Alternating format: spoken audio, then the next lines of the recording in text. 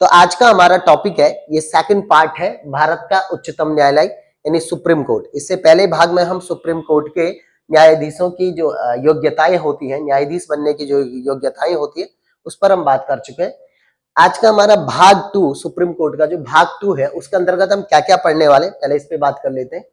पहला पॉइंट होगा supreme court के न्यायाधीशों की नियुक्ति किस तरीके की होती है, कैसे उसकी नियुक्ति की जाती है। दूसरा होगा न्यायाधीशों का जो कार्यकाल कितना होगा, सुप्रीम कोर्ट में जो न्यायाधीश होते हैं उनके कार्यकाल पर बात करेंगे। तीसरा पॉइंट होगा कि उन्हें उनके पद से कैसे हटाया जाए, उस पर बात करेंगे। चौथा पॉइंट होगा कि सुप्रीम कोर्ट के जो जज, सुप्रीम कोर्ट का खासकर जो चीफ जज नियुक्त हो रहे हैं, उनको शपथ कौन दिलाता है और उनके वेतन और भत्ते जो होते हैं वो किस तरीके के निर्धारित होते हैं। पांचवा पॉइंट होगा सुप्रीम कोर्ट में कार्यकारी न्यायाधीश की यानी एक्टिंग जज की बात करेंगे।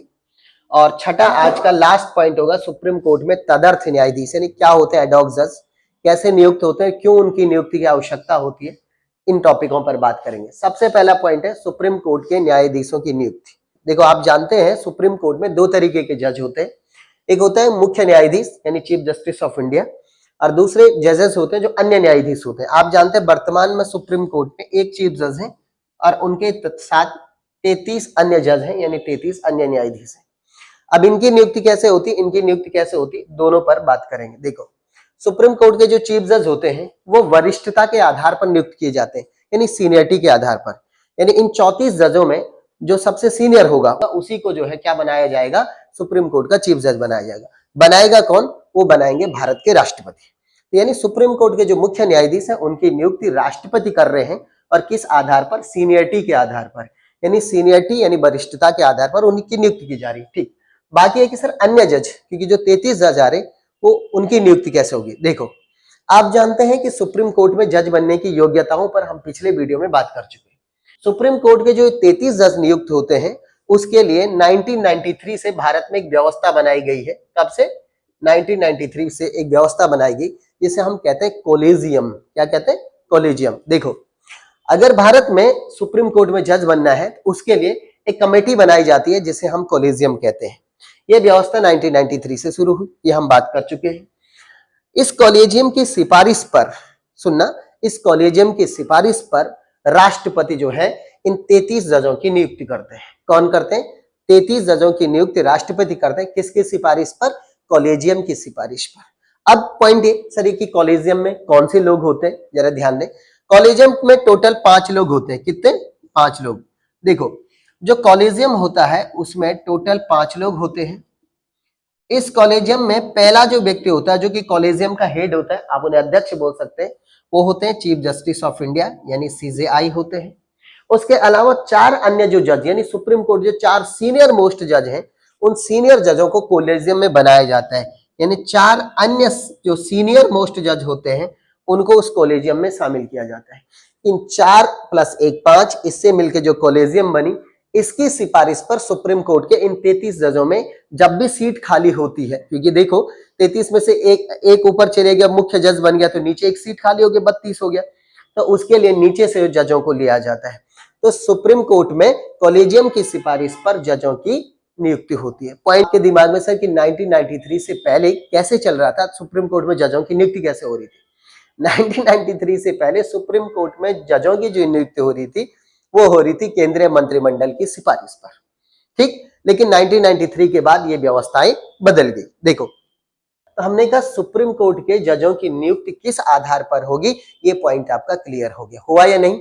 ठीक, अब हमारे पास है दूसरा पॉइंट कि उनका न्यायाधीश जब कोई नियुक्त हो गया सुप्रीम कोर्ट में तो उसकी टाइम कितना होगा, यानी उसका कार्यकाल कितना होगा। देखो, तो मुख्य रूप से सुप्रीम कोर्ट का जो मुख्य न्यायाधीश होते हैं, जो मुख्य न्यायाधीश है, उनका जो कार्यकाल होता है वो होता है 2 चीजें। देखो, कार्यकाल होता है कितना वर्ष?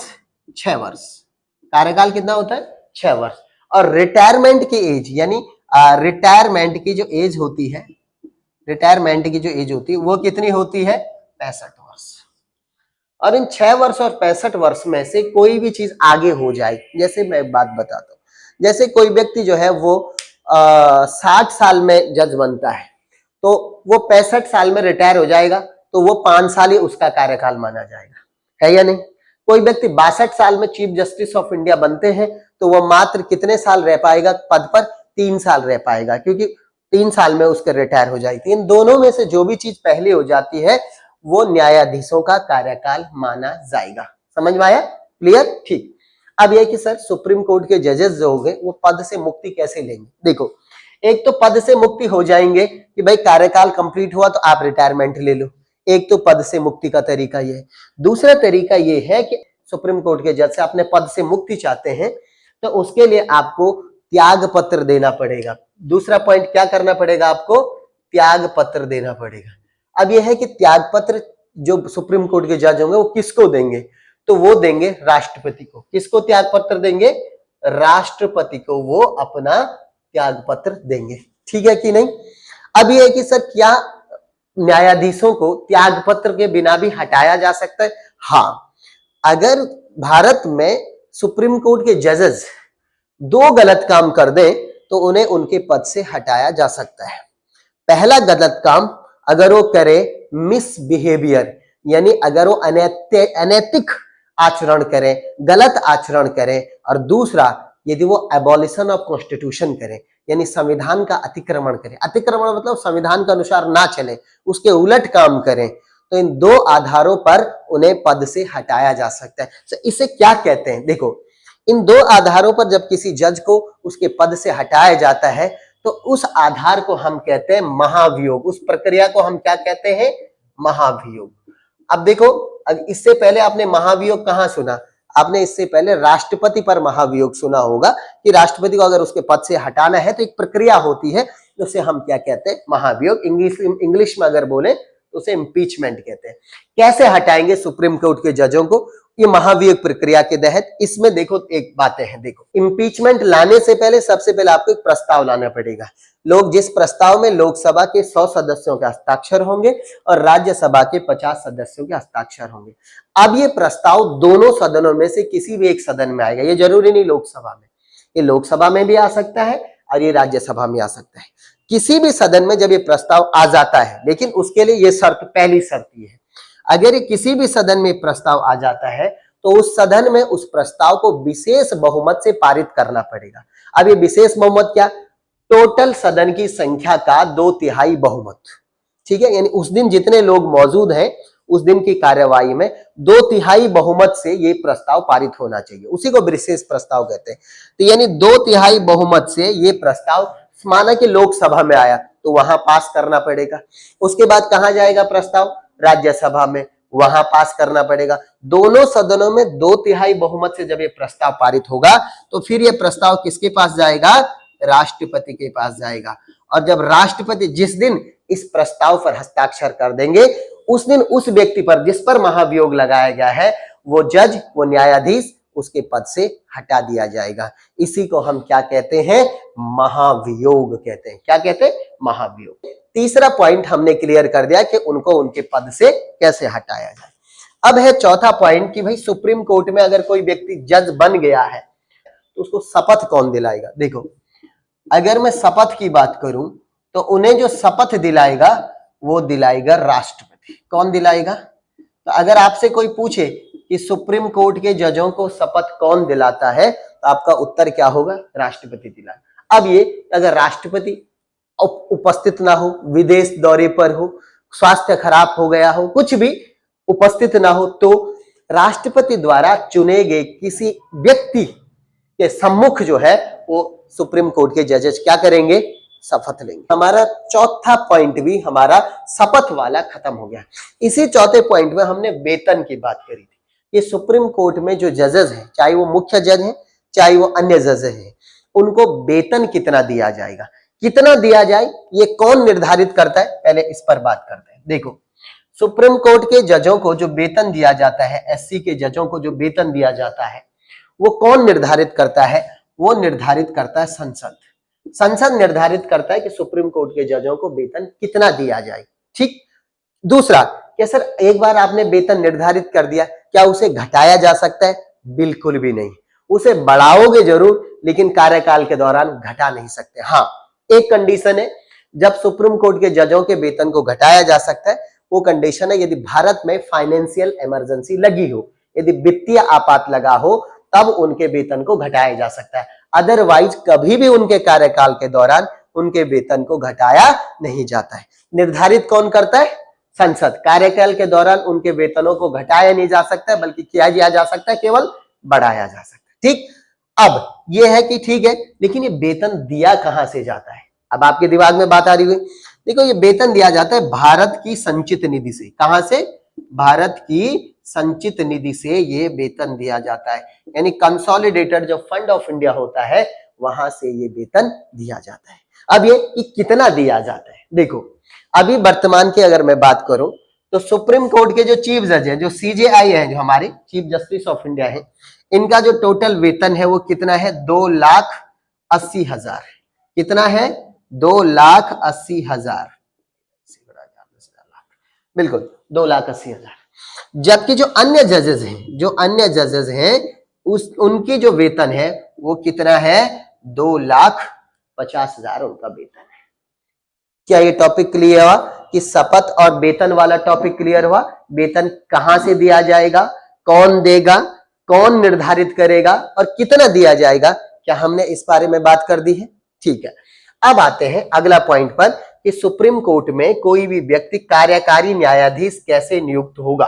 देखें, इसके लिए कंडीशन है, यदि सुप्रीम कोर्ट के चीफ जस्टिस जो हमारे सीजेआई हैं, जो चीफ जस्टिस ऑफ इंडिया है, यदि उनका पद खाली हो जाए तो क्या करेंगे, है या नहीं? देखो अब दो कंडीशन है ना, क्योंकि आप जानते हैं सुप्रीम कोर्ट में दो प्रकार के जज हैं, एक तो सीजेआई है और एक अन्य जज है, अदर जज, OTHER, अदर जजेस है या नहीं? दो प्रकार के जज हैं। यदि चीफ जस्टिस ऑफ इंडिया का पद खाली हो जाए, खाली मतलब कुछ समय के लिए खाली हो जाए, या कहीं बीमार हो गए, वो कहीं चले गए, तो उनके स्थान पर चीफ जस्टिस का काम कौन करेगा? वही तो कार्यकारी न्यायाधीश है, इसी को आप इंग्लिश में एक्टिंग जज कहते हैं। तो उनकी जगह पर अगर कभी इनका पद किसी कारणवश कुछ समय के लिए खाली हो जाता है तो कार्यकारी न्यायाधीश कौन बनेंगे? इन्हीं अदर जजों में से किसी सीनियर जज को कार्यकारी न्यायाधीश बनाया जाएगा। बनाएगा कौन? ये बनाएंगे भारत के राष्ट्रपति। ठीक, तो अगर आपसे कोई पूछे कि भारत में अगर सीजेआई का पद कभी किसी कारणवश कुछ समय के लिए खाली रह जाता है तो उसके स्थान पर कौन कार्यकारी न्यायाधीश नियुक्त होगा, तो आप बोलेंगे जो अदर जजेस हैं, जो 33 अदर जजेस हैं, उन्हीं में से किसी एक सीनियर जज को भारत के राष्ट्रपति क्या करेंगे? कार्यकारी न्यायाधीश नियुक्त करेंगे। ठीक, क्या ये दो बातें समझ में? पॉइंट अगर इधर 33 में कोई खाली होगा तो वो तो नीचे से आ जाएंगे जजेस, वो तो कोलिजियम के थ्रू आ जाएंगे, लेकिन यहां अगर ऐसा कुछ होता है तो इनमें से जजेस जाएंगे। तो कार्यकारी न्यायाधीश की बात हमने कर दी।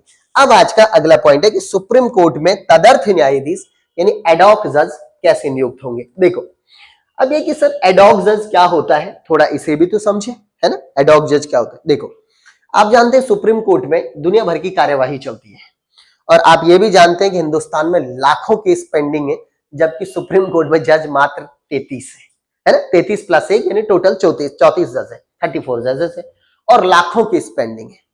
कई बार क्या होता है कि कुछ बड़े बड़े हाई लेवल के जो केस आ जाते हैं सुप्रीम कोर्ट में, उसके लिए बेंचें बनाई जाती हैं। बेंच का मतलब होता है कि एक से अधिक जजों का जो ग्रुप किसी केस को जब देखता है तो उसे हम बेंचेस कहते हैं। जैसे 3 जजों की बेंच, 5 जजों की बेंच, उसे हम क्या कहते हैं? बेंचेस कहते हैं। कई बार 4-5 केस ऐसे आ गए और पता चला 34 के 34 केस जज खत्म हो गए, कम पड़ गए जज। तो जब भी कभी सुप्रीम कोर्ट में कार्यवाही के लिए जजों की संख्या कम पड़ जाती है, क्या पड़ जाती है? जजों की संख्या कम पड़ जाती है, तब उस कमी को पूरा करने के लिए, क्योंकि सुप्रीम कोर्ट में जजों की संख्या बढ़ रही है, तब उस कमी को पूरी करने के लिए हाई कोर्ट से जजों को बुलाया जाता है। कहां से? हाई कोर्ट से जजों को बुलाया जाता है। बुलाता कौन है? वो बुलाते हैं सुप्रीम कोर्ट के सीजेआई यानी चीफ जस्टिस ऑफ इंडिया। इनको बुलाएगा हाई कोर्ट से किसी जज को, उनको नियुक्त किया जाएगा कोरम पूरा करने के लिए, यानी कार्यवाही में जब भी कभी संख्या कम पड़ जाती है तो नीचे से जजों को बुलाया जाएगा। और ऐसे जज जो कुछ समय के लिए सुप्रीम कोर्ट में नियुक्त होंगे, यानी जब तक उनका काम पूरा नहीं हुआ तब तक वो सुप्रीम कोर्ट में नियुक्त हो गए, फिर जैसे वो कार्यवाही खत्म हुई वापस हाई कोर्ट में आ गए, ऐसे जजों को हम क्या कहते हैं? एडॉक जजेस कहते हैं। क्या कहते हैं? या आप हिंदी में बोले तो तदर्थ न्यायाधीश कहते हैं। कौन नियुक्त करता है? Chief justice of India. अच्छा, अब ये कि जो हाई कोर्ट से एडॉक जज नियुक्त हो रहे हैं वो क्या उनको पावर कैसे मिलेगी, या तनख्वाह वनख्वाह में कुछ बढ़ोतरी होगी? और देखो हाई कोर्ट का जज जब तदर्थ के रूप में सुप्रीम कोर्ट में जाता है तो उसको वो सब पावर और सब वेतन मिलते हैं जो सुप्रीम कोर्ट के जजों को होता है। कब तक मिलेगा? जब तक उसका काम वहां पूरा नहीं हो जाता। जिस दिन वो वापस हाई कोर्ट में आ गया तो उसको वही हाई कोर्ट वाली तनख्वाह और वही हाई कोर्ट वाली पावर मिलेगी, समझ रहे, वही विशेषाधिकार मिलेंगे। तो इसे कहते हैं एडॉक जज। भारत में एडॉक जजों की जो व्यवस्था हम लाए हैं वो लाए हैं फ्रांस से। कहां से हमने लिए? फ्रांस के संविधान से हमने व्यवस्था ली। ठीक, अभी आज के टॉपिक में हमने ये जो 5 बिंदुओं पर बात की थी, मुझे विश्वास है कि आपको ये क्लियर हो गया होगा। नेक्स्ट थर्ड जो पार्ट आएगा सुप्रीम कोर्ट में, उसमें हम सुप्रीम कोर्ट के विशेषाधिकार और शक्तियों पर बात करेंगे। ठीक है,